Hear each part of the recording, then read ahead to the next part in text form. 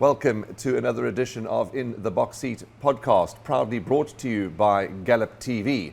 Flying solo today, my colleague and good friend Rahil Radhakrishnan not with us, but we have a very important guest and a wonderful guest that we're going to enjoy the next 45 minutes with and touch base and get some news from him. His name is Greg Bortz, our chairman of Race Coast. Greg, how are you today? Good, Warren. Good to see you. Thank you very much. And we've had you on our guest list for some time, and I've brought you forward, and thanks very much for changing the time schedules, etc. You know, I've accelerated you as one of our guests purely because there's so much news going on and things that we need to catch up with. So thanks for taking the time out. No, pleasure. Happy to be here. How's we're always talking about work environments. How's things on a personal level?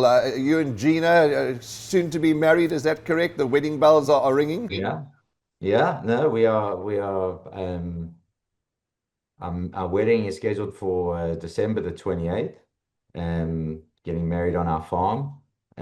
Small, little, intimate, just family gathering. Right. I don't know how many people marry their racing manager, which Gina has most certainly become. So.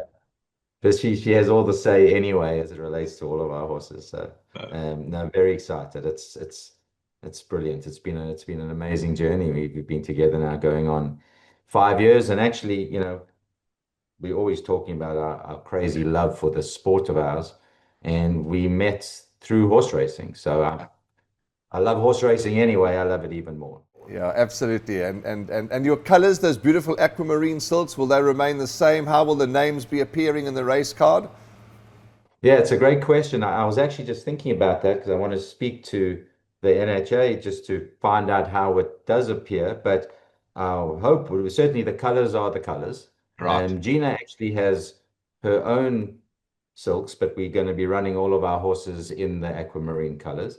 I'm hoping it's going to be, I don't think you can go Greg and Gina Bortz. I think it's going to be Greg Bortz and Gina Bortz or something like that. That's how it will appear.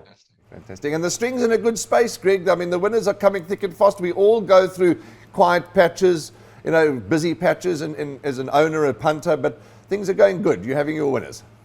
Yeah, no. The string is doing phenomenally well. And I mean, all jokes aside, I put that down largely to Gina. When you saw my previous run of about a decade was all down to me buying horses because I liked the name or because they winked at me when I went to go see them at the sales.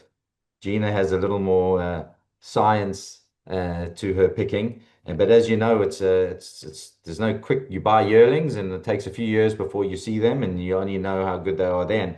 And we're seeing the fruits of that. We actually have a wonderful young crop of 2-year-olds and emerging 3-year-olds as well. So, yeah, we're expecting a big season. Now, we'll talk more about the season later on, but just to go back to business, one of the reasons why I've brought this podcast with you forward is that there's a lot going on in the news. There really is, and there's NHA press releases from the former chairman, Mrs. Susan Wright.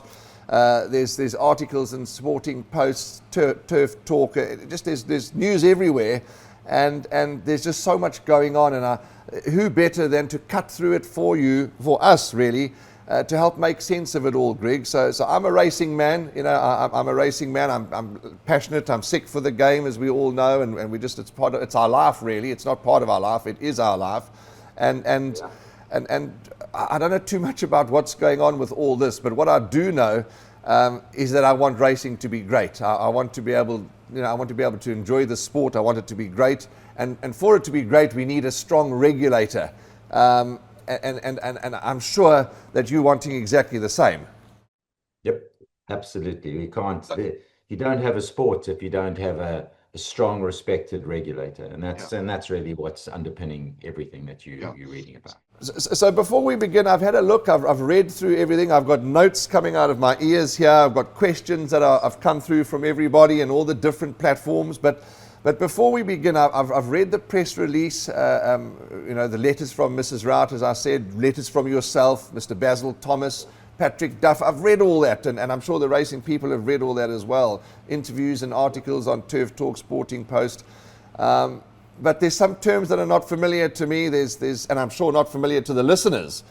So I just would like to, before we go any further, to differentiate between two terms, between two words that are used a lot in those press releases. And the first term is the board. Is there a difference between the board and NOMCO? What is the board? What is NOMCO? That's the first two things I'd like to settle up. Yeah, so you're right. These are terms that are critical actually to understand what's going on, and they are somewhat technical. So let's just take a step back. Warren, everything that you are reading about has to do with a vote that's coming up on November 19th for members to consider and either approve or reject the adoption of a new constitution. Okay. The Constitution, just like we all know what the Constitution of the Republic of South Africa is, I doubt many of us have read it, but we all know that it is the overarching framework of our country. That is what governs how government governs. The NHA, which is an association, also has a constitution which guides how it is governed and the framework in which it can operate. So it is the overarching document that describes how the NHA can and must conduct itself. The Constitution, to ensure that the NHA is run appropriately and according to the Constitution, it has a board of directors. So when you talk about the board, or sometimes you see in some of the terms, what's actually described in the Constitution as the national board, the national board or the board refers to the board of the NHA. And just like board in corporations and other areas, board's job is oversight of the organization, but probably the main role I think that a board has is always to select its management team. It's the executive whose job it is to run the business. Warren Buffett, one of the business icons, certainly one of mine. One of his interviews, he says the most important job of a board is to select the right management who are going to run the business. That's its number one job.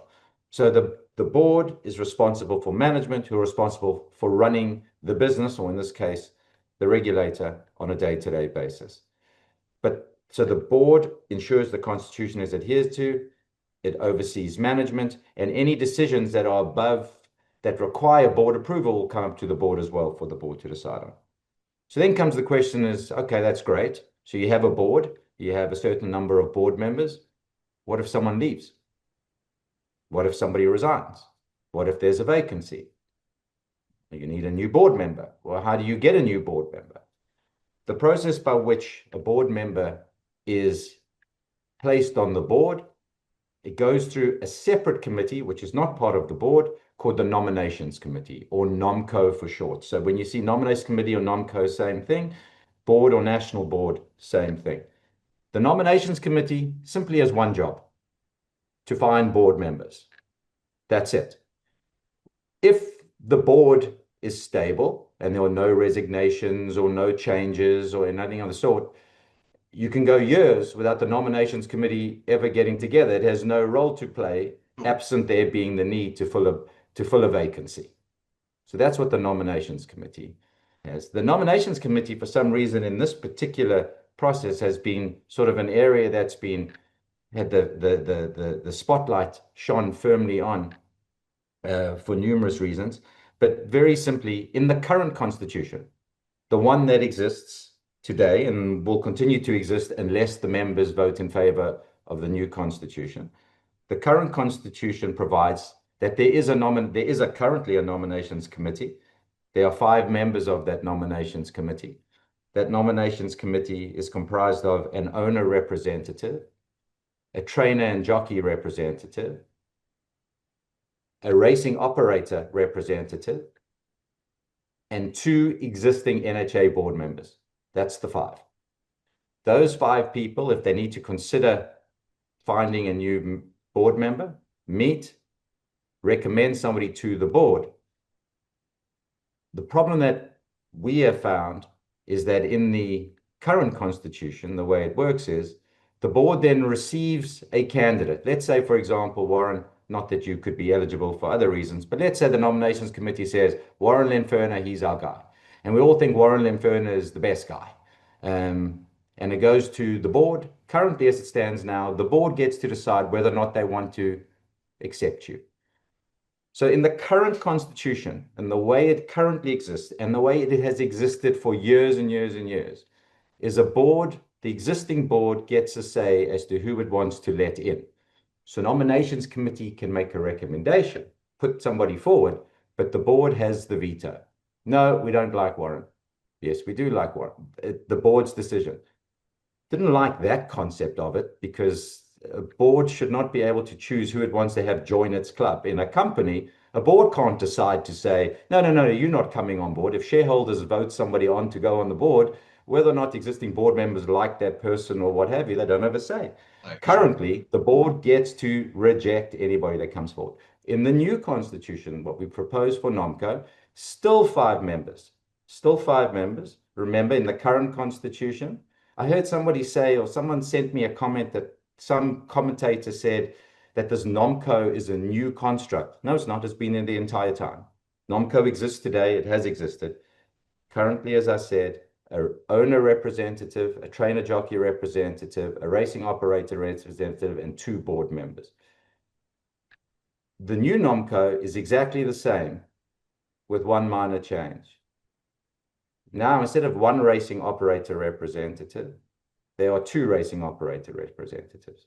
4 racing, race coast, the 2 racing operators. Trainers and jockeys still have their representative, and the board, existing board members, still have 2 seats on NOMCO. One of them must be an owner, i.e. a member of the national board that is also an owner. So owners are still represented, but by virtue of that. And that's the one change in terms of the construct. Still 5 people, an extra racing operator person on the nominations committee, and of the 2 NHA board members that are on the committee, 1 must be an owner. That's the one change in terms of construct. The other change is this. NOMCO votes, we like Warren Lenferno, we want him to be a board member. If NOMCO approves you and puts you forward to the board, the other board members can't say, no, we don't like Warren. You are then on the board. That veto of the board has been removed. So that has been a major change. If existing board members have an issue with Warren Lenferno, they get to state that at the nominations committee, we don't want Warren to be put forward. And by the way, they have 2 out of the 5 votes. They need to get the Santas, the trainer jockey representative, or 4 racing, or race coast, one of them to agree with them, and then they've got their way anyway. Yeah. It's a simple majority at that level. So it's so upsetting when we talk about beautiful racehorse and what have you to get into this level of technical thing, but that is what NOMCO is. It is the entity that puts things, candidates forward to the board. It has been there throughout years and years and years and years. Slight change in the construction thereof, and we're proposing removing the ability of the board to veto who gets put forward. That's what NOMCO is, and that's what the main board is. You're also going to have to excuse me because I'm going to be jumping around a lot, and that's the theme of our podcast. We don't really keep too much of an agenda. We jump about, and as I said to you, the team have got pages and pages of queries and questions that we're going to try our best to get through, but we'll be jumping around a bit nevertheless. And all these questions have come from, Sporting Post, Instagram, and the team in the office have got hold of every, Turf Talk, Facebook. You're not on social media, is that correct? You're still not on social media? Yeah, no, I have an Instagram account and I have a Facebook account, but I haven't been on for years. I used to go on when I first came into this job, and the avalanche of comments and messages were like, I'm actually going to have to be a full-time social media person, or I need to do my day job. So no, I haven't been on in years. It doesn't stop people. Sometimes I see things for the simple reason somebody will take like a screenshot and WhatsApp it to me. Have you seen what Warren Lenferno said? Like, no, I haven't. And then I get sent it. But no, I'm not on. So but I haven't removed the accounts because I've got thousands of photographs of my kids and everything from, So I keep the accounts, but I just don't go on. I don't dare to. Lovely. Talking of kids, there, that your daughter, I think, has got her colours now, hasn't she? She has her colours, and she's actually got. We have her horse running this weekend, Sunshine Superman. Okay, fantastic. Yeah, I don't think Sunshine Superman is going to necessarily win any Group Ones, but Okay. you know, She'll have some fun along the way. along the way, yeah. Greg, going back to, I was talking of things that we've seen on social media. I've seen on a few places a bit of confusion out there as to who owns what.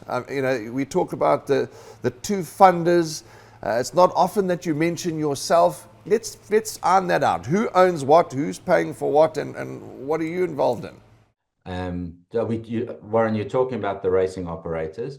For racing, I think everybody knows, is owned by a company called MOD, which stands for Mary Oppenheimer's Daughters, which in essence is Mrs. Slack. So when we talk about one of the funders and we talk about Mary Slack, technically it's not Mary Slack, but obviously indirectly via MOD, it's Mrs. Slack. So she is clearly one of the doyens of our sport and one of the anchor funders.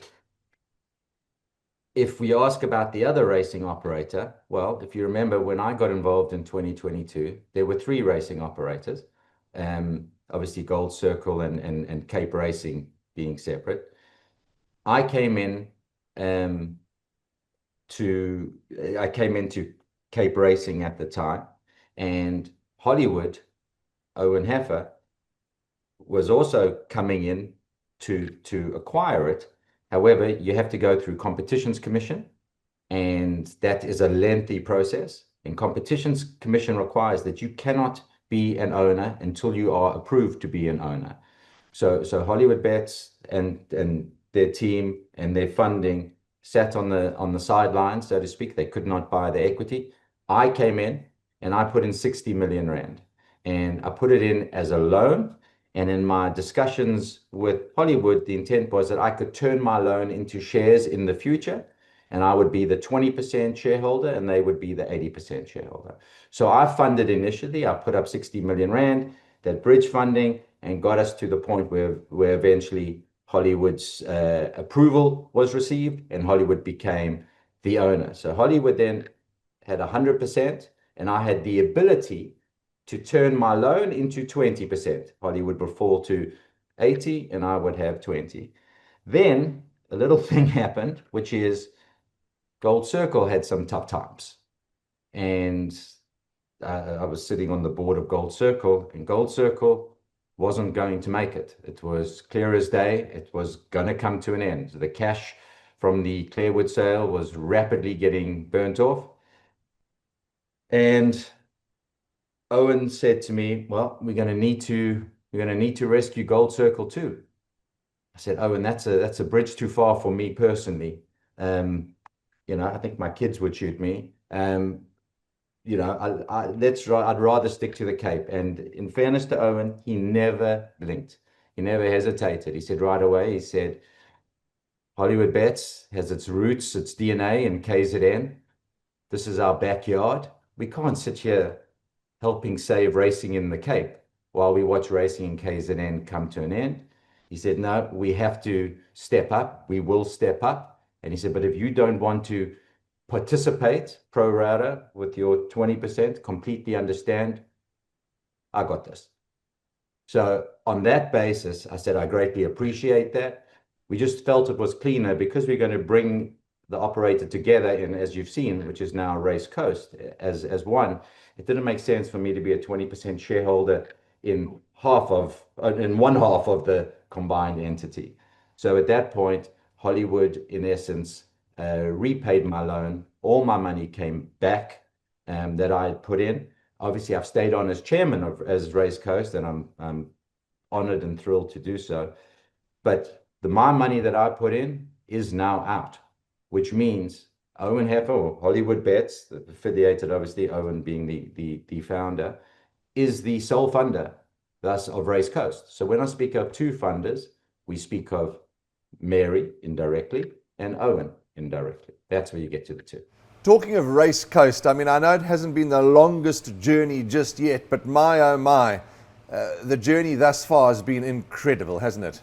It's great. I mean, listen, we've had, you're the old branding of Kenilworth Racing that became Cape Racing, which is now Race Coast, the old branding of Gold Circle that's become Race Coast. having done a number of business combinations in my career, I can tell you, Warren, is a very stressful time for people in the organizations, the fear of the unknown. It's been brilliant to see. There you are wearing your race coat shirt, the way everybody has just sort of come together. And Kenilworth Racing in Gold Circle is forgotten about. It's Race Coast, it's one. And I think it's brilliant. And yeah, I think our racing in the Cape has improved dramatically, and I'm seeing those same tactics, incentives, etc., that we deployed in the Cape, which are now being deployed in KZN, and we're seeing the same trajectory, and we are thrilled with where it's going, and it's only going to get better. We make so many mistakes. It's still lots to get right. We are learning every day, but we have an amazing team of people at Race Coast on both coasts. So very exciting. Let's talk about a few questions and a few comments that I've seen that have popped up. And one, while we're talking about the funders, I want to tackle this one. There was something sent into the Sporting Post, and that going on about the open bet and the bookmakers sucking money out. Surely that open bet discussion's a little tired now.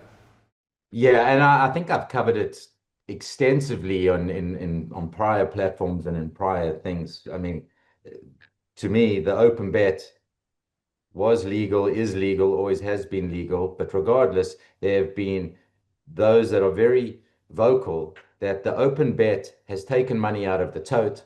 The tote was the way that racing made money. And as a result of that, racing has suffered because the bookmakers have profited. That is the general narrative. I'm not going to sit here and go and debunk it again, but what I can say is this. Hollywood Bets, as one of the larger bookmakers,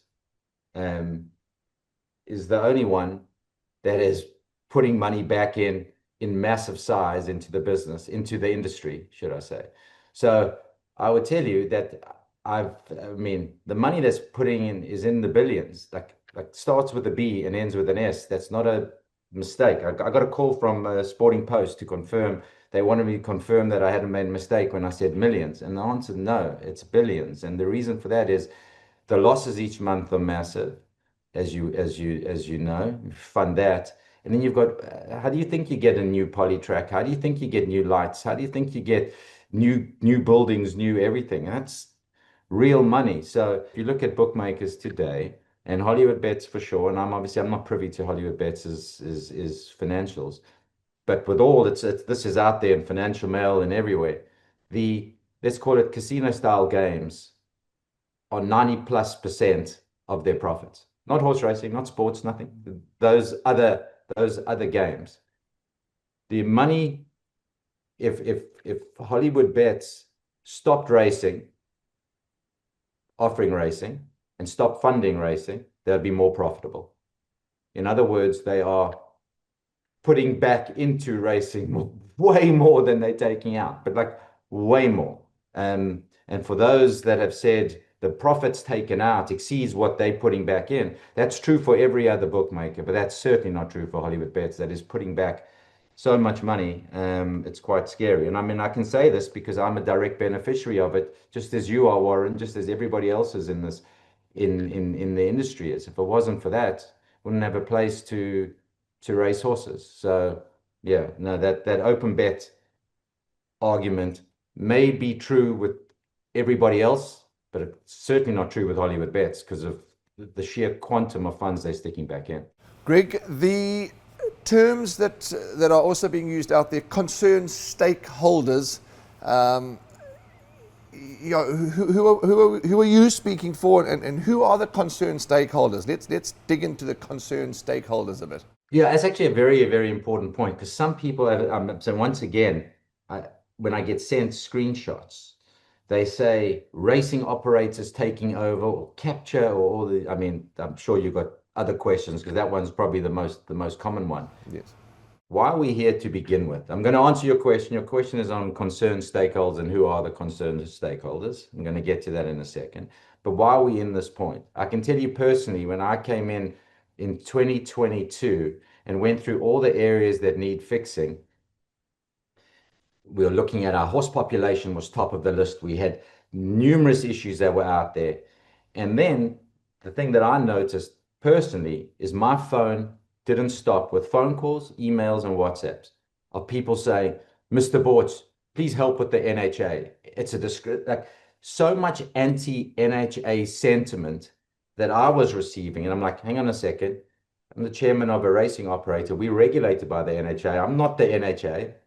But there was such an avalanche of negative sentiment against our regulator that I started looking at it and trying to understand what the grievances came from. And in arguments, or not arguments, in discussions that I would have with certain members of the NHA, or should I say, whether it be executive or board members of the NHA, the Constitution and the rules are what sort of governs a lot of what happens. So I said, well, maybe I should educate myself as to that, what that Constitution is. So, and I'm going back 2 years now, Warren, probably about 2 years. I sat down and read the Constitution. Let me just say to you, it is not a page turner. It is not a John Grisham novel that leaves you enthralled. It is a tough, tough, tough read. But the thing that jumped out at me more than anything else, I'm like, is this thing written on papyrus? I mean, this is so old. It refers to it, even it's written in a manner that as if we are still racing in old Bloemfontein. It references boards. The board needs to have representative from different areas. It is so old. It is so antiquated.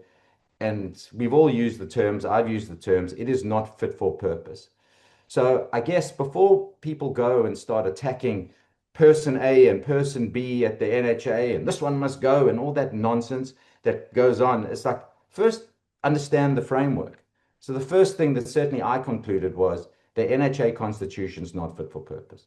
So then started spending time speaking to my colleagues, speaking to everyone about, okay, we've got to fix the Constitution. And I started having discussions with members of the NHA, with the then chairman, Nithya Nalia, the NHA, yeah, we know the Constitution. So, but okay, it took us years to get to this point. In getting to the point, well, no surprise, I'm not the only one, or wasn't the only one that was concerned with the NHA or concerned with the Constitution. For racing, who other racing operators that we spoke about, equally concerned with all the same things. They too felt the Constitution wasn't fit for purpose. In discussions with SANTA, South African National Trainers Association, it represents pretty much all trainers, most trainers, also concerned because from the Constitution emanates the various appeal boards and panels and all the various things. Everybody's concerned. So if you think about who is a member of the NHA, pretty much its members, and there's about 3,000 members is my understanding, is approximately 3,000 members. Don't hold me to the number. I did ask the question of the NHA, and that was sort of a rough number that I was given. Of the 3,000 members, they're owners, color holders, right? They're breeders, they're trainers, they're jockeys. But pretty much those are the main groups that make up the membership base of the NHA. In dealing with, okay, we need to fix the Constitution because we do need change at the NHA, and we cannot have change. We cannot improve on the things that need improving if the overarching document, the framework in which the NHA works, is antiquated and not fit for purpose. Yeah. All the stakeholder groups came together. So the answer to your question is all those groups. So you would have seen letters penned by the concerned stakeholders. Those groups are For Racing, one of the racing operators, Race Coast, the other racing operator, SANTA, South African National Trainers Association, actually in this case operating on behalf of SANTA, of the trainers and the jockeys, the TBA, the Thoroughbred Breeders Association, and the Racehorse Owners Association on behalf of their owners that are part of their members. We've left nobody out. So ironically, when you've seen all this negative back and forth and you hear capture and all these crazy things, it is pretty much everybody that has put forward this Constitution. Of course, members need to approve it, but that's it. That's the membership base. Trainers, jockeys, owners, racing operators, breeders. Together, we put it forward. Together, we put it forward. So that is the answer. It is everyone. So to turn around and say the operators are doing this, well, hang on a second. No, we're not. The for racing is one, race coast is the other. But what about the breeders? Yeah. What they all sat at the table. What about the ROA? What about the trainers, jockeys? Everybody was together in this. So it is everybody. The fact that certain people may not like this term or that term or disapprove of this, it is not, race coast or for racing getting together, rubbing their hands together, doing something that it's everybody.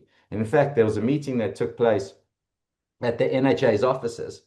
There were a number of board members, the chair, Mr. Rowett, the CEO, Mr. Moodley, and then 3 or 4 board members were there. We had Xander Spiss and Natalie Turner on behalf of the ROA was there. Bradley Ralph was there on behalf of the TBA. Tony Riverland was there on behalf of the trainers. Patrick Duff, Colin Gordon were there on behalf of For Racing. Myself and Basil Thomas were there on behalf of Race Coast. We all sat in the room. It is one collective thing. So when you hear the operators are doing this, that's doing a disservice to everybody else that is equally, has their name attached, Yes. part of this body, which is everybody saying we want change. For everybody that sits there and says, has anti-NHA sentiment, and then is anti-fixing a constitution, then you must be happy with the status quo. You cannot change the status quo unless you change the constitution. Now, of course, you can disagree with certain aspects of the constitution. I don't like this, don't like that's what debate is for. But as a starting point, you're never going to go and make hundreds of changes and get everybody to be happy with every single one. But directionally, we are headed so in the right direction to enable the NHA an opportunity, to give the NHA an opportunity to get better. In our view, certainly in my view, and I think this is the view shared by all the concerned stakeholders, at times, I think the NHA has behaved at times in sort of an autocratic and high-handed manner with its members. It hasn't necessarily done itself the best service that it could. At the end of the day, the staff and the executive of the NHA and the board operate within the rules of the Constitution and the various rule documents and what have you. And in order to empower them to be the best that they can be, we need to make sure that the Constitution is fit for purpose. And that's really the driving point behind all of this. Greg, I'm going to go through some questions. As I said, I know you're a busy man. There's pages and pages of questions. But let's get busy and get into it. And I'm going to just literally read from the questions that have been sourced from all these various platforms. The first question, is, who else will be on the podcast? Because Mr. Bortz surely cannot speak on behalf of all the concerned stakeholders to whom some of the questions were directed, unless he has an official mandate, of course. Yeah, I'm not sure what an official mandate means. I can tell you, while I have been actively involved with the concerned stakeholders, For Racing has its own voice, Santa has its own voice, the TBA has its own voice, Race Coast has its own voice. That said, I can tell you that all stakeholders, and the ROA has its own voice. The concerned stakeholders is how we've turned ourselves, have operated brilliantly as a group. I've never actually seen racing this united ever before. I think that's what's lost in all of this, is somehow certain people have tried to twist the narrative. I can tell you the ROA, the NHA, which represents, it's made up of these various groups, owners, trainers, jockeys, racing operators, breeders, have all come together. Never seen such a united industry before. So that's the irony in all of this, is you see all this negative press out there. You've never seen the industry more united than it has been through this process, by this common desire for change at the NHA, which starts with a change to the Constitution. So now to come back specifically, I'm on because you asked me to be on. I certainly didn't run around seeking a mandate from for racing or the ROA or the TBA. So I don't claim to speak on anybody's behalf. If anybody thinks, I can assure you that if anything I say on this podcast is inconsistent with the views of for racing or TBA or the ROA or Santa, I'm sure that they will speak out and they will distance themselves from my comments. I don't expect that to be the case. I believe that what I'm saying is a consistent message, consistent with what the various stakeholders have sought for, strived for, and achieved, we think, by virtue of this draft of the Constitution that's before the members for consideration. Next up says, what led to the concerned stakeholders being formed? Who picked them? Was it a corporate coup of sorts? No. Okay, so I've just said it previously that the NHA is, the membership of the NHA is made up of breeders, owners, trainers, jockeys, racing operators. Actually, ironically, the two racing operators are not members of the ROA, of the NHA. They are regulated by the NHA. All the other groups are all members of, individually. Breeders are members of the NHA, trainers are, jockeys are, etc. So who chose the groups? Well, that's it. There is nobody else. That's a complete representation of the NHA, of the interested body. So it's not a question of who chose them. It's a case of that's it. That's the entire industry. That's how that came together. I think what's should probably put it out there so that people understand how this came about. On a personal level, on behalf of Race Coast, I was engaged frequently with the NHA about changing the Constitution. And certainly the board itself was not really taking the lead in terms of proposing changes to the Constitution. So individually, certainly Race Coast, we prepared a draft of a Constitution. But separately, For Racing prepared a draft of the Constitution. And separately, Santa were also working on their own draft. The NHA were saying, let us be the conductor of the band. We will make sure that we get everyone's together and come up with something that works for everybody. But the pace at which things happened were frustratingly slow. So we Race Coast, has sent our draft changes to the Constitution to the NHA and said, please share it with the others. And we said, please share the others with us. And we can see, maybe, for example, For Racing sees the world this way and we see it this way. Let us know, and time and time again, we said, please share ours with everybody else and share theirs with us. Let's sort it out. And the NHA were as I said, the conductor of the band. Our big concern here was the level of rhetoric and the need for change is urgent. It's urgent. And we want this to happen. We want it to happen with speed, but it's not happening. It wasn't happening. It was frustratingly slow. And the annual general meeting takes place in December. We wanted the changes done before the annual general meeting, and we were getting absolutely nowhere. A meeting was then called ultimately in September, I believe it was, at the NHA's offices. Now, if we were to meet for the first time together in September and try and negotiate a new constitution, we would never be done in time to have a new constitution voted on in a special general meeting, because to call a special general meeting, you got to give appropriate notice. There's got to be you can't just say, Warren, I'm calling a general meeting tomorrow, a special general. People need time to review, and the Constitution currently lays out that time. So we were desperate to get going, but it was going so slowly that we just went, well, let's see if we can all just get together on our own. We picked up the phone and we did what you would expect reasonable, rational people to do, which is to communicate. And so we spent, I can't tell you the exact, whether it's July and August, whenever it was, working together, all the concerned stakeholders that I've told you about. Well, what do you think? What do you want? No, we want it this way. We think it should be this way. And it was rigorous debate. But we got there without the NHA's involvement. All the stakeholders, we got there. So when we showed up with a meeting at the NHA's offices in September, where the intent of the NHA was for everyone to present what they thought and to debate, we'd already completed the exercise.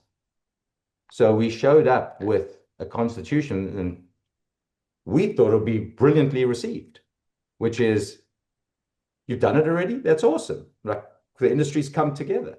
But I think certainly Mrs. Rowett was perhaps caught a little off guard, that we had already done it. And that was sort of what led to what you've seen, because part of what we had said, listen, we're good. We don't need a mediation session here, how to reconcile our differences. We've done that ourselves. We spent a few months getting there. All our respective legal teams have locked themselves in rooms and have gotten there. We are now, here we go. We have a draft of the Constitution ready for the board of the NHA to consider, to then distribute to its members, to the members to vote in a special general meeting. And I think that was the shock factor a little bit. And that's literally how it came about. It came about because it was going too slow, frustratingly so, and to some degree, it felt almost deliberately slow. Like the can kept getting kicked down the road. Resistance to change. Yeah. It's not the first time I've heard of that, seen that movie. You know what I'm saying? And we're like, no. We need change. We are fixing what needs to be fixed. And just to be clear about something, we may have come up with a draft constitution, but we can't just wish it so. We've come up with the constitution, and now all of those 3,000 members get to vote on it. It doesn't matter what I say or what you say or what anybody else says. It's a democratic process. People are going to vote. They will either vote in favor or vote against. A vote for is a vote for change. A vote against is to keep the status quo. People are entitled to their own opinions, and that's absolutely fine. So that's sort of how we found ourselves in this position. I'm going to jump to that question then. You know, is it as simple as it's a yes vote and it's a no vote? And what percentage of any side is needed for the Constitution to go through? Is it as easy as a yes or a no vote? It is simply a yes or no vote. Okay? That was part of what actually, I don't know if this is one of your questions, Warren, but in Mrs. Rowett's communication, she said that in her letter that she sent into social media and distributed to all members, she had said that there needs to be a resolution for every change. Now, Warren, I haven't counted the changes. 500, 300, it's a completely new constitution. It would be impractical and it would make no sense to have a resolution per change. The bundle will be this big. In addition, it wouldn't the constitution that has been proposed, you couldn't accept 2/3 of the changes and reject 1/3. It's one complete document and everything speaks to each other. It's all interlinked. So it is a new constitution in totality. And the answer is, or the question is to members, do you approve the new constitution? And therefore it is one question, it is one resolution. And that is the answer to the first part of the question. The second part of your question was, what percentage is needed? 2/3. 2/3 of the vote needs to be in favor for it to change. If it's those members that are opposed to change, only 1/3 of them need to vote no in order for there to be no change. That's how it works. There was a podcast, in actual fact, two podcasts, or one podcast in two parts, done by James Goodman, that have been out in social media. Now, I know that you're not active on social media, as you've already alluded to. Have you seen those two podcasts done by James Goodman? That I have, because I was sent WhatsApp, YouTube links, or links, because that was for the entire, and there were two of them, a part one and a part two. And actually, I received those two yesterday, and I saw them yesterday, and I respect everybody's opinion. Opinions, I'm wrong at least as much as I'm right. You know, I certainly don't believe that my opinion is correct or always correct. So and I enjoy debate. I enjoy intellectual debate. And because I think it's this way, doesn't mean that that's the way it is. Somebody could look at something and have a completely opposite view. So I want you to know that I'm respectful of James's opinion, your opinion, anybody's opinion. But when somebody cites facts or claims that certain facts are facts, and in fact, they're not fact, then I got to call it out. So it's funny you brought that up because I was debating what to do about it because I know James, and I listened to the two parts, but it was so factually inaccurate. There's like, I think it's irresponsible. That's my personal view. And I mean, I forget the number. I've taken notes. I think there were like 16 inaccuracies, like factual inaccuracies, not opinions. James is entitled to his opinion on anything and everyone. That's no issue. But when you state something factually, so I think in the first one, I'm gonna look at my. I've also got my notes. He had said in the first one, he had said that I think it was like the ninth minute of the first podcast, that the board will be 5 people consisting of 2 racing operators. He's completely confused the board versus NOMCO. Okay. The racing operators are not on the board. The racing operators are on NOMCO. So when he said the board shall be 5 people, I think he's meant to say the nominations committee shall be 5 people. And then he said the concerned stakeholders have hijacked the NHA. He said, we've hijacked the board. To be clear, not on the board. Not on the board. He's confused NOMCO and the board. And then he goes on again. He said, that was like in the 11th minute of the first one. He says the racing operators control the trainer jockey appointee, which is crazy, but setting that aside, and therefore control the board. Once again, he's using the word board. That's factually inaccurate. I think he means to say NOMCO, but he says board. So he's literally said that the racing operators control the board. As I said to you earlier, the racing operators are not on the board. Right. We are not on the board. We have 2 seats out of 5 on NOMCO, the entity that puts forward new board members to the board. If there are no new members to be put forward, NOMCO doesn't meet. So the board, if there's no turnover at the board level, the board can meet for 2 years. NOMCO never meets. So we have absolutely no involvement in the board. We don't participate in board meetings, have no votes, nothing. But yet James was going on about, controlling the board. So that was like the first one. His first one, he conflated NOMCO and the board. And that's in his entire podcast. And that was just false. Then he said in the second one, like in the first minute of the second one, he said the new constitution has been put together by the racing operators. I spent a lot of time with you on this podcast. 4 Racing, Race Coast, Santa, the TBA, the ROA, all stakeholders. This is not a racing operator project. This is all. So that's just a false statement. I mean, I told you early on who was in the room. I mean, we are all part of this. This is a collaborative process, so it's far from it. Then he says, he said something like, he used the term NUCO. Now, I don't know if he's saying NUCO when he means to say NOMCO, but he says there's a NUCO that set up a nomination. Like he said things that doesn't make any sense. And then, but he's basically said, this is like in his first minute, like 1.5 minutes into the second one, he implied that NOMCO, Nominations Committee, is a new concept, that we've come up with this secretive structure to control things. NOMCO has always existed. It exists today. It exists before this vote. It has 5 members, right? It's the only change, as I explained earlier, is the composition of the members.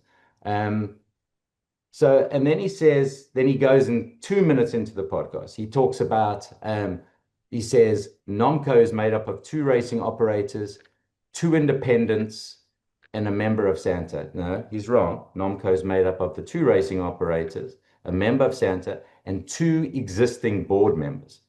Not independent. 2 members of the main board also sit on NOMCO. So the board has some say as to who joins, but they don't have the ability like in the existing one where they can say no to new people. So he then said, I think in like 4 minutes in, he said Race Coast is owned by Hollywood and Greg Bortz. I've explained that's a factual inaccuracy. I have no ownership.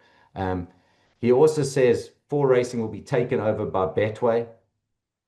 Maybe he knows something that nobody else knows. I mean, he makes that statement. I'm like, well, that's news, but maybe that's just an opinion. He then says the trainer and jockey appointee is not impartial, is under the wing of the two operators. SANTA, the South African National Trainers Association, is certainly not under my wing. And while I can't speak for 4Racing, I feel very confident saying they're not under their wing. And I think if you were to ask all the trainers whether or not they're controlled by the operators, I think they'll probably take issue with that. But it's certainly not that. And then around about the 5 minute mark, he said, people are running around the race course with voting papers with X crossed in the place where they want it, and that's highly illegal. Like, that's just a factually false statement. It's a factually false statement. You are able to solicit votes. You are able to go around and say, please vote in favor of the resolution. Here you go, we've got the X. All you need to do is appoint a proxy, sign, fill in your ID. In doing that, I can certainly tell you, I know of a certain trainer in the Cape, when approached to sign, he went, no, I'm voting against. So he didn't sign. You are entitled. If you don't like that vote, you're not going to go around, solicit or request votes in favor of something, marking. You go in there to say, would you be willing to support a change or to adopt a new constitution? If you are willing to adopt a new constitution, here is the proxy form. Please sign and enter your ID number. That is, not only is it legal, that is what happens in all corporations. Boards go out and say, we urge you to vote yes. Here's the proxy filled out yes. If you don't like it and you want to vote no, you'll fill out your own form. Every single member of the NHA received forms, and they print out their proxy. If they don't want to vote yes, they must just vote no. So to say it's illegal, and then he said, like 6 minutes in, he said Mark Curry had no right to send out a letter to members with his opinion and to attach a proxy form to the letter. Well, actually, that's another false statement. First of all, he had every right, number one. Number two, he has a duty. He is required to send out the notice, which includes the proxy form. So he literally said he had no right to send out a proxy form. He is obligated to send out the proxy form. He's the chairman who sends out the notice, which includes, these are the resolutions, here's the proxy form, here's where you vote. It is not only is it legal, it is absolutely appropriate common practice for boards on any organization, be they companies or associations, to tell their members or shareholders what the board supports. So for the board, or Mark Curry, the chairman of the board, to say, we urge you to vote in favor, is totally appropriate. But yet James says that's illegal. I mean, that's just factually false. So he then said, like, he went on to say that the racing operators, he contradicted himself. And once again, as I say, I respect opinions. James's opinion is that racing operators should not serve on NOMCO. The racing operators, even though that they fund all of the NHA, shouldn't have a say in who goes on the board. That's an opinion. He's absolutely entitled to his opinion. My view is, at the very least, if you are spending 90, 100 million rand a year to fund the NHA, you want to make sure that there are good people on the board, and to have a say, right? To have one vote, Race Coast, one vote for racing out of 5, to vote in favor of Warren Linferno to go on the board because you think he will be a good steward for the NHA. To me, that's not inappropriate at all, but he's entitled to disagree. But what Mr. Goodman, what James does say, he said he thinks the racing operators should be on the board. Now, the board is who runs the organization. If the racing operators were on the board, we would in essence be playing a role in running the NHA, which is also our regulator. Okay, so ironically, when James is quite vocal about being on NOMCO and having a say in who sits on the board, he suggests that the racing operators should sit on the board. To me, no, and interesting enough, just as an interesting sidebar, I said the concerned stakeholders came together and discussed things. When we came together, For Racing were of the opinion that, just like James was, that the racing operators should sit on the board. And they had very strong and well thought out arguments as to why that should be the case. The first was similar to James. The case is, we are funding all this money. At least we should have a seat on the board and be able to have a say, a vote at the board level. That's the one. Number two, a very strong point, they said, look at Hong Kong. Hong Kong is the gold standard for racing in every respect. The Hong Kong Jockey Club, they are their own regulator. They don't have an NHA. The regulator of the Hong Kong Jockey Club sits within the Hong Kong Jockey Club. So they fund it and they run it. And they are the best run. There's not one person who questions the integrity of racing in Hong Kong. I mean, it is the gold standard. We all wish to grow up one day and be Hong Kong. So For Racing said, listen, that's best practice. Why don't we follow the best practice model? And that's a superb rationale, right? And they felt strongly about it. Ironically, we, Race Coast, felt strongly the other way, but for a different reason to them. And the reason was, we are owned by Hollywood Bets. Hollywood Bets is a bookmaker. And we felt that it would look inappropriate if a bookmaker sat on the board of the regulator that controls the sport on which Hollywood Bets takes bets. So we said, no, separation, independence is paramount. So we said to For Racing, please, can you agree with us on this? This is our critical thing. And in fairness to For Racing, who were fantastic during this process, said, okay, we'll step away from this one. We understand why it really matters to you. You understand our logic. And so that is why the operators do not sit on the board. And I mention this to you, and I keep hearing about Hollywood wants to take over racing. But when I tell you, you just got to ask Patrick Duff or Colin Gordon or Brad Ralph, anybody from For Racing.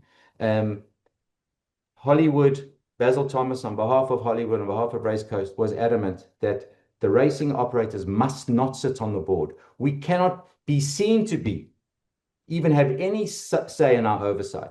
So when people turn around and say, we have captured NOMCO, no. Race Coast has one seat on NOMCO.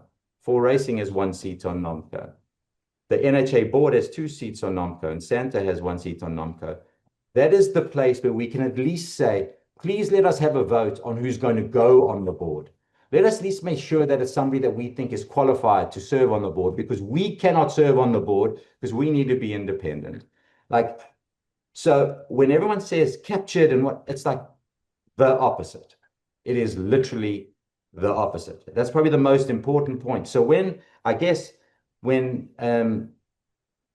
Rawitz's letter, the reason it really hit a nerve is that in that letter, she wrote capture. Now, we know in South Africa, capture, we've all dealt with the very sad repercussions of having state capture, and there was proper capture in this country, and the coffers got pillaged. I think everybody understands that if Owen Heffer and Mary Slack have captured racing, they've done a terrible job capturing it, because they're the only captors I've ever seen that have stuck billions into the coffers. Yeah. Not one penny has come out. They've only put in. So it must be the worst, I don't know the words, captors or capturers of all time, because it's gone the wrong way. Yeah. And on top of that, Hollywood in particular said, we will not sit on that board. We cannot have a Race Coast representative or racing operator representative on the board, for fear that people may say that we are not, we are biased, we are tainted. So it's like the polar opposite. And that's the reason, I think, why you've seen the vigor in social media, perhaps, in terms of having to respond, because an allegation or an insinuation of that nature cannot be left unanswered. So, I mean, just carrying on, I mean, I can go on about, the last comment that James made, it was his final, like the 12th minute of his second podcast. He says something like, and I've written this down, unless you vote against this resolution, we're going to have a palace revolt. Literally says the racing operators running racing. But that is false. First, this is factually false on two levels. Number one, this draft constitution is prepared by all stakeholders, and it gets to be voted on by the members, but prepared by the key stakeholders, the Owners Association, the ROA, the TBA, the breeders, for racing, Race Coast, Santa, trainers, on behalf of trainers and jockeys. So everyone's prepared it, not the racing operators. And on top of that, we've gone out of our way to make sure that we do not sit on the board. The fact that we have for racing and Race Coast, anybody that knows racing certainly knows in the last few years, for racing and Race Coast have competed with each other very hard, right? And there's been almost like divisions, like, oh, I'm a for racing man, I'm a Race Coast man. Not that that's the intent of for racing or Race Coast, but there's, we certainly haven't been one. So to say that we have 2 seats on NOMCO and therefore we have 2 votes, no, we don't. For racing has a vote. Race Coast has a vote. I can tell you, we believe, for example, saddle cloths and draws should be the same. For racing believes that draws are independent of saddle cloths. Saddle cloth numbers linked to a merit rating. We have different opinions on something and it's done differently. So how can one just assume that we will, at the NOMCO level, when we're considering a candidate, automatically vote the same way? They have 1 vote, we have 1 vote. Okay, that's a key point that I would make there. But the most important point of all is that NOMCO only meets whenever there's a vacancy to be filled. If there's no vacancy to be filled, we never meet. Meaning we have no insight or input into the running of racing. The best we can do is draft a constitution which governs how the board and the subsequent committees need to act. And that's why this vote's so important. So anyway, I didn't mean to have a go at James. James is just the unlucky result of me being sent those clips, because I'm not on social media. I don't see what others have said other than whatever you've read me. I just, these inaccuracies. One other thing I got to say is, I just want to point this out. I'm not sure if James is aware of this. He said, he went on about that there should be prominent, maybe it wasn't James, but I think it was, who went on about there should be big owners on the board. I'm not sure there's a much bigger owner than Lawrence Werners. Lawrence Werners is serving on the board. I think everyone's seen his colors. Not only is Lawrence the most passionate racing man I think I've ever had the pleasure of meeting, he also has he's also developed a small little business which he happened to sell for some really big numbers.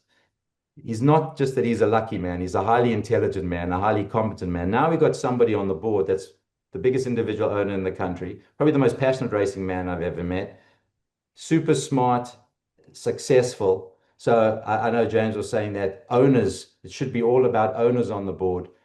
You just don't get a bigger, more prominent owner than Lawrence. So in my mind, the board of the NHA that's been formed now, I think it's getting better and better, and you go and continually seek to put the best people on a board, no longer hamstrung about who can be on the board. The current constitution severely limits who can serve on a board. There are all these rules about who can serve, so it doesn't ensure that the best and the brightest serve on the board. You've literally got to find out who can serve based on these archaic rules. I think you're going to have a constitution fit for purpose and an outstanding board that's in place. So I'm excited for the future, provided people vote for change. Greg, it's such an informative discussion, and the production team tell me that unfortunately we haven't got too much time, and I know that you've got meeting after meeting after meeting. So if we could just spend maybe the last 4 or 5 minutes, I've got 3 or 4 other questions. It's impossible to get through each and every one, but I'm sure that the information that you've supplied covers most anyway.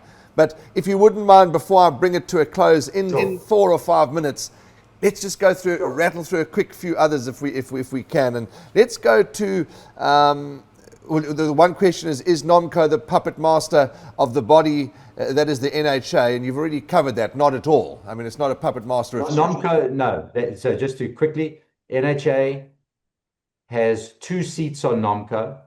There are 5 members of NOMCO. When a new person is considered for the board, NOMCO votes on putting that person forward. Currently, So you just need 3 votes in favor.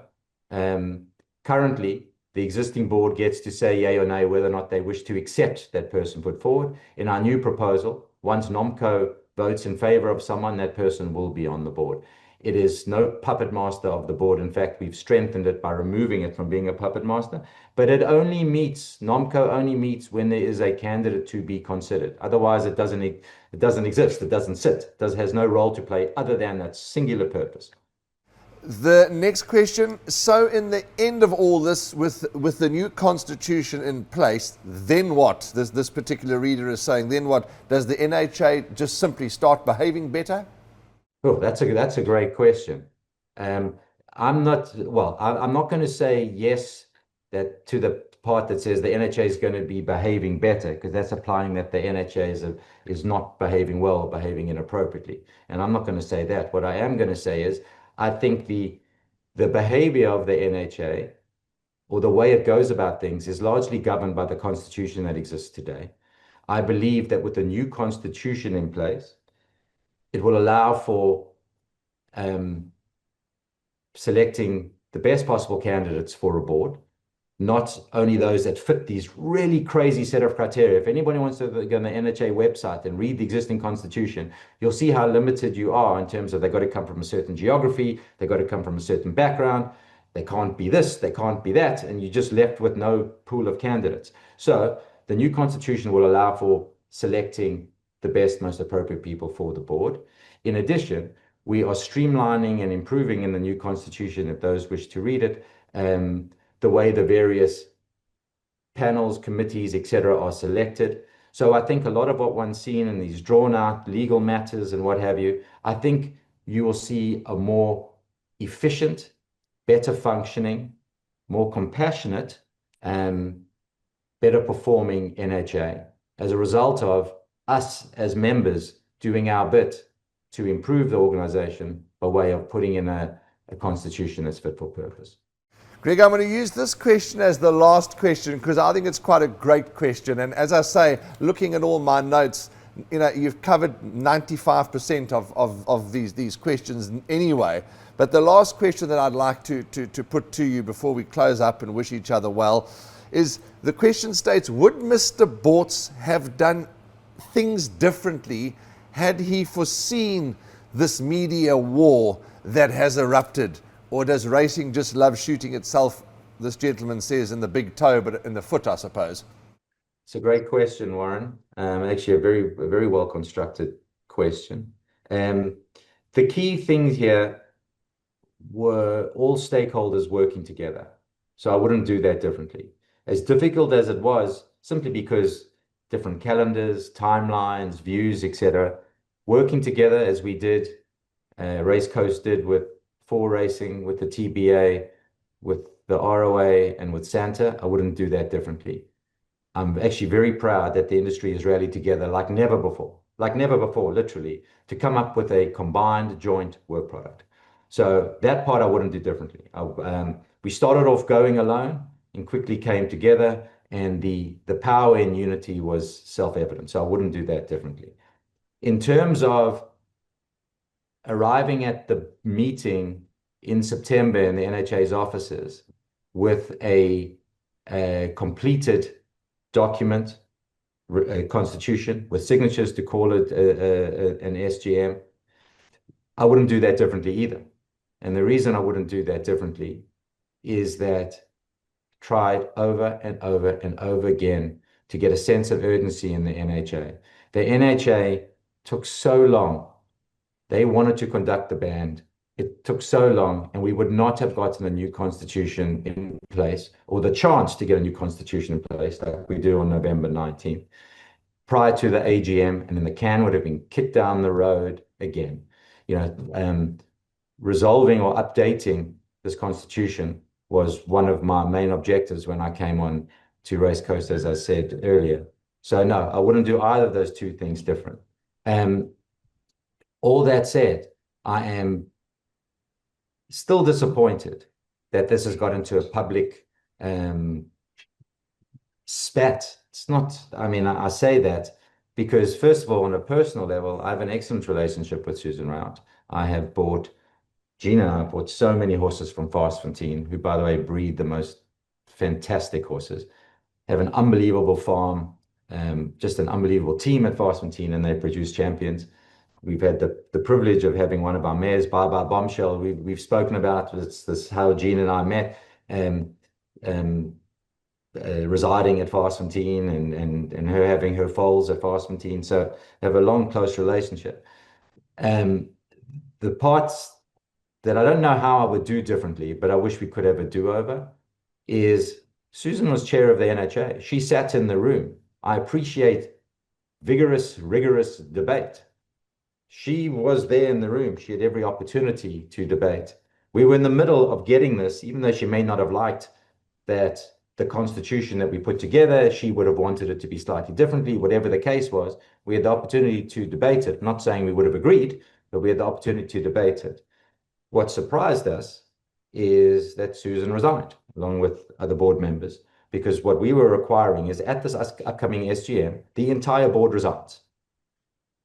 The entire board resigns, the constitution gets voted on and approved. If approved, the NOMCO puts forward the new board, which, by the way, can and likely will include all those board members that wish to stand for re-election, right? But Susan and some of the others didn't want to be resigning at the SGM and decided to go on her own terms. Now, that's her prerogative, and I respect her prerogative. But if you have a chance to sit there and debate rigorously in a room and argue and clash over things, but ultimately reach a resolution, whether it goes your way or not, that is the way to do it. Not, in my mind, to resign and then pen letters of everything that is wrong. And you had the ultimate seat in the room, the ringside seat, to have a say in how they would ultimately wind up. Whether or not your opinion ultimately prevailed or not is a different matter. But that is the right forum. So I didn't, that's the only part I wish would have been done differently. But, that wasn't our choice in how that came about. So, but I would say this. I know you got to end off, and I would end off by saying the following. For the first time, certainly in the 3 years that I've been involved as chairman, I have seen unity in this industry like never before. It gives me enormous hope for the future. There's no doubt that our future absolutely hinges on the continued generosity and benevolence of Mary and Owen. Let's not forget that. There is no plan B at this juncture. There is no plan B. Racing loses money. All those out there that have opinions that if you market it this way or do this, it's not going to change the fact that there are many other forms of gaming entertainment available to people. They don't have a cost associated with it like racing has a cost. Racing can never compete with online games of this nature and that nature. So we are very grateful for for the support of Mary and Owen. And I hope that they continue that. For them to continue that, they're going to want to know that we have an industry that's supportive of them, and we've got an industry that's supportive of an upgraded and improved NHA. So I would end off by saying to everybody that's on this podcast that happens to be a member, you've all been emailed the documents, read them. And if you don't want to read the long constitution, I don't blame you. But there is a document there called Strategic Rationale for Proposed Changes. It is a 9-page or 8-page summary saying these were the changes and why they were made. It gives people a good idea. Yes. If you don't like anything, then vote no. But if you are looking for change and improvement in the NHA, I think this is the chance to do so. I would urge you to vote yes. And there you go.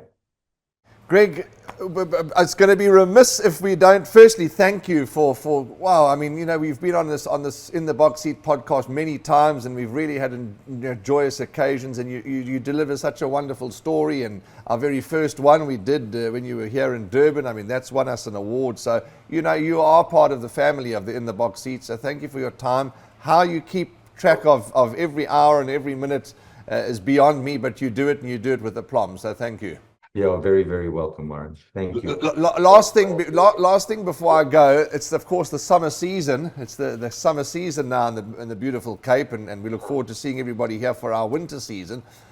But horses are aplenty. I mean, have you got an idea of a possible winner for the Lamarang King's Plate, the WSB Met? I mean, your horses. I mean, Talk to us. Give us some information before we go.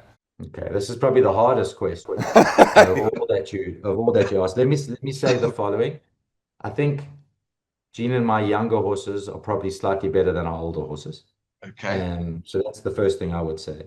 I would say of the babies, and I say babies, we're running the 3-year-old races, like the Politician, the Derby, the Guineas, etc. I would say our two best ones for everyone to keep an eye out is one is a horse called Miami Summer, and another one's a horse called Primal Instinct. Those are two very exciting horses. They've actually both run recently and one recently, so I'm sure viewers will be able to find those. Of the older horses in the bigger races, in the King's Plates, we're going to have a runner called Questioning. Right. Decent horse, very decent horse. The only question mark is the mile. He's sprints, he won really well, and he's won over 1400 now a couple of times. Like if the King's Plate was over 1400, I would say have a big bet.